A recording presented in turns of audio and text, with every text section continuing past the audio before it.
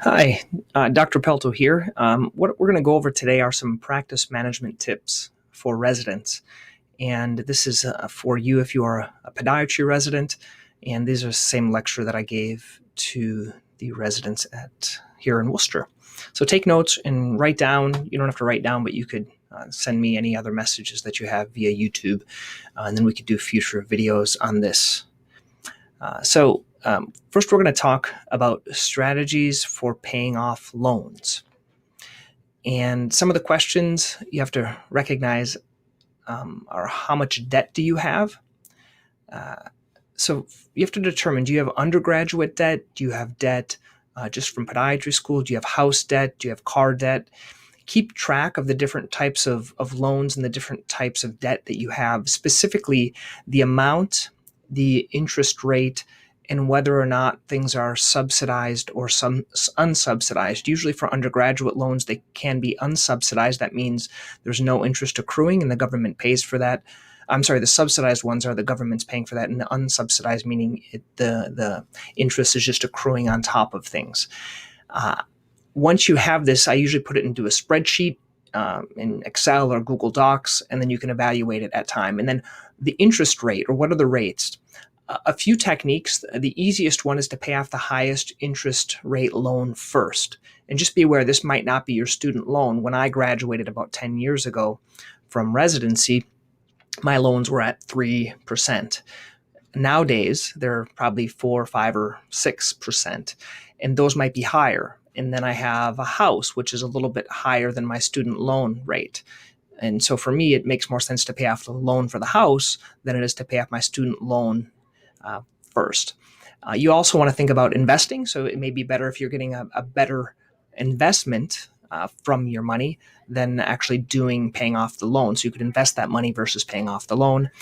Another tip, what I did is sometimes I get a bonus, and this is what I explained. You can pay off the smallest amount first. It gets you some momentum. I had a few loans that were maybe $5,000, $6,000, and they're just kind of sitting there paying the minimum. And so if you have a bonus, you can just pay off that loan. Even though it's not the highest percentage rate, it just kind of gets it off the books, makes it easier.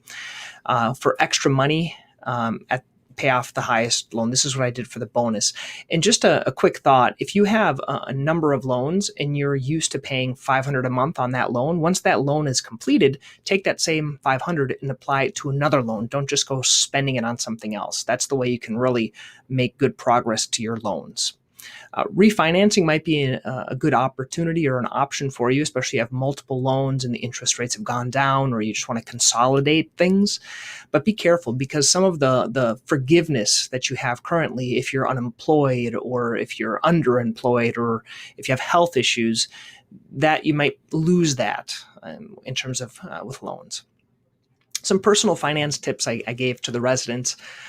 When you first finish and you're a doctor, continue to live like a resident in the first years of practice. That means if you're used to earning $50,000 to $60,000 as a resident, keep that as your budget, and then take the extra money that you have and pay off your loans. Have investments and also loan payments auto-deducted, meaning if you're putting money into your 401k or IRA or you're paying off loans, do it automatically so you don't see it. That's another way to kind of live in an idea of scarcity, and that's what you'd like to do for the first few years. Purchase assets and not liabilities. So what I consider assets are real estate, buying into your practice. I don't consider buying a house an asset and other things like that. So there's a good book, Rich Dad, Poor Dad. There's the link to it. There's another good book, The White Coat Investor, has a lot of good information if you are a doctor in terms of how to invest in investment ideas. What I did is I first purchased my practice, meaning as a partnership buy-in. Then we purchased the real estate, which is a condo, and then I purchased my house. That was the way I wanted to do it. So I wanted to have an asset first before I had my liability of my house. And the first house that I did buy, I bought a 3-family that my in-laws lived above us, and we had rental income for the first few years. And then finally, a few years after that, we did purchase our first single-family house just to save money and to get that information there.